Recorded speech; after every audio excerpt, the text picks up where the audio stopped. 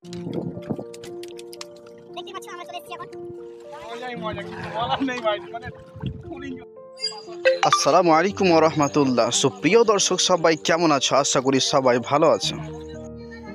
এখন আমরা যাচ্ছি ভূতনির এক প্রান্তে, যেখানেই স্পর্শ করে আছে গঙ্গা নদী।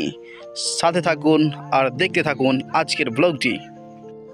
ফাইনালি আমরা পৌঁছে গেলাম গঙ্গা নদীর ধারে, আর আজকে দেখাবো শুধু বালি আর বালি। এই বালির কথা মনে পড়ে যায় আমার নবীজির যুগের কথা। এই যে দেখছেন সম্পূর্ণ বালি আর বালি, চারিদিকে শুধু বালি আর বালি। সাথে থাকুন, দেখতে থাকুন, আরও কিছু দেখাবো। বাইক নিয়ে যাওয়া সম্ভব হবে না, তবুও বাইক নিয়ে যাওয়ার চেষ্টা করছে। দেখতে থাকুন আজকের ব্লগটি, আর দেখাচ্ছি আরও কত সুন্দর সুন্দর দৃশ্য আমাদের ভূতনিতে আছে।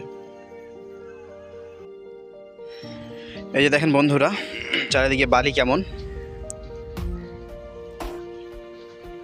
আল্লাহ তাআলা কেমন করে পৃথিবীটাকে সৃষ্টি করেছেন, যে কোনো জায়গায় আঁটেল মাটি থাকে, আর এখানে শুধু আমরা দেখতে পাচ্ছি বালি আর বালি।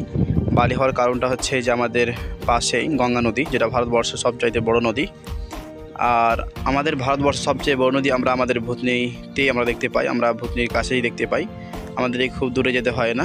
অনেক মানুষকে গঙ্গা নদী দেখতে যাওয়ার জন্য বাইক নিয়ে যেতে হয় বা কিছুটা পথ ভ্রমণ করে যেতে হয়, কিন্তু আমাদের ভূতনির মানুষকে যেতে হয় না। আমরা ভূতনির মানুষ, আমাদের কাছেই গঙ্গা নদী, আমরা কাছে থেকে গঙ্গা নদী দেখতে পাই। কে কোথা থেকে অবশ্যই কমেন্ট করে জানাও।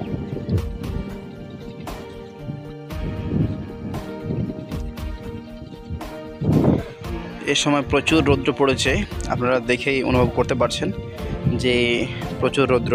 আর এই রৌদ্রতে আমরা বালিতেই হাঁটছি, পিছনের সাইডটা দেখাচ্ছি।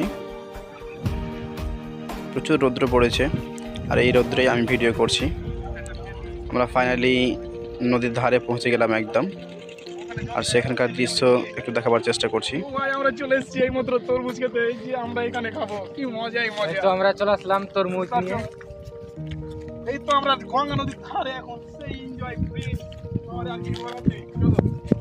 তোমরা থাকো সাথে ভিডিওতে। আমাদের ফাইনালি তরমুজ কেনা হয়ে গেল। আমরা তরমুজগুলো গঙ্গার ধারে নৌকা চেপে আমরা খাবো। দেখতে থাকুন, সাথে থাকুন, আর অবশ্যই আজকের ভিডিওতে একটা ছোট্ট একটা কমেন্ট এবং একটা লাইক করে দেবেন। আমরা চলে এসেছি এখন, আমি একটু নিচে নামবো।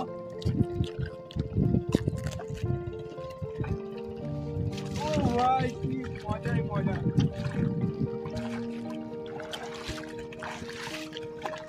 মজাই মজা, কিছু বলার নেই ভাই, মানে ফুল এনজয় আজকে।